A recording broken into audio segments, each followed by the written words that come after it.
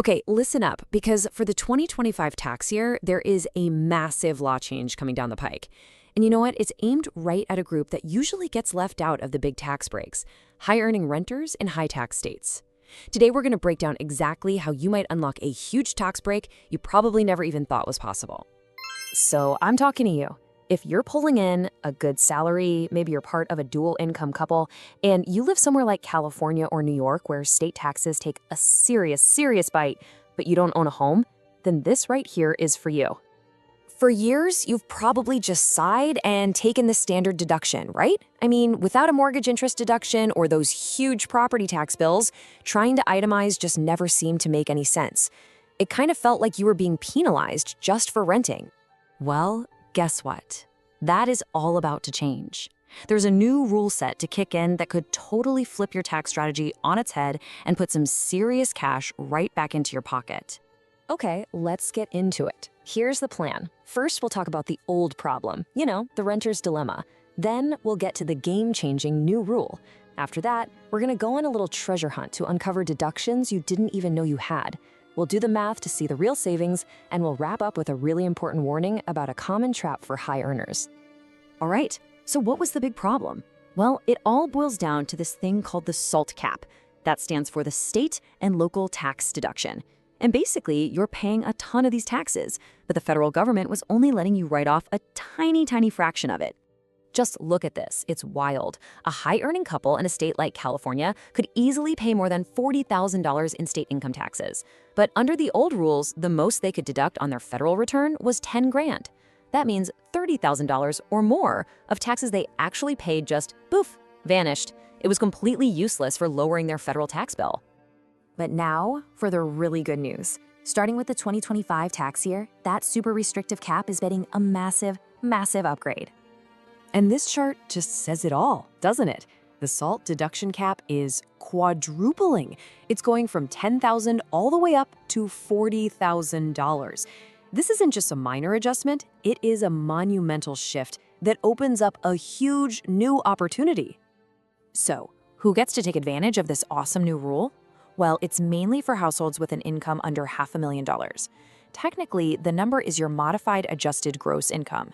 If you earn more than that, the benefit starts to phase out. But for high-earning professionals, we're talking doctors, lawyers, people in tech. This is a direct, powerful new benefit. Okay, I know what you're thinking.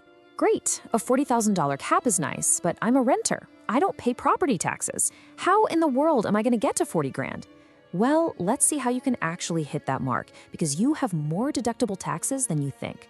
This, my friends, is where the real magic happens. So the biggest piece of this puzzle is right there on your W-2, box 17. That shows the total state income tax that was withheld from your paychecks all year. For a high-earning couple, this number alone is going to be pretty substantial, and it's the foundation of your SALT deduction. Now for the first hidden gem. Take a look at box 14 on that same W-2. You might see a code like CASDI. This is for California State Disability Insurance, and here's the secret. It's a mandatory tax that most people have no idea is actually deductible. And listen, this isn't some sketchy loophole.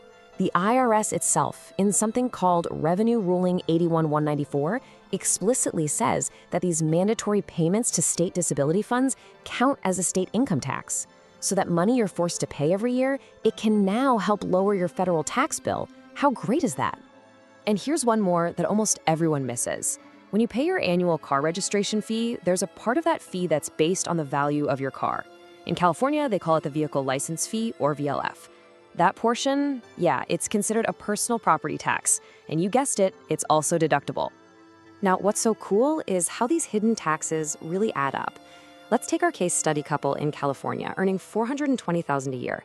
Their state income tax is about 35 grand. Then you've got their mandatory disability insurance for both earners. That's another $3,200. Tack on a few hundred for their car's VLF, and boom. All of a sudden, they're at almost $39,000 in deductible state taxes.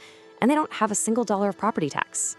So, okay, you found almost $39,000 in deductions. What does that actually mean for your wallet? This is where we get to the fun part, where you decide whether to itemize your deductions or just take the standard one. And here's the crucial point. You always get to pick the bigger number. Always. The 2025 standard deduction for a married couple is probably going to be around $31,500. But our case study couple, they've now got almost $39,000 worth of itemized deductions. It's a no-brainer. And this just shows you the power of that choice. By choosing to itemize, they get to deduct an extra $7,200 from their taxable income. And since they're likely in the 35% federal tax bracket, you just multiply those two numbers together, and there you have it, nearly $3,000 in pure tax savings. This is money that, under that old $10,000 cap, was completely untouchable for them. It's a direct result of this new rule, combined with just knowing where to look for every last deduction.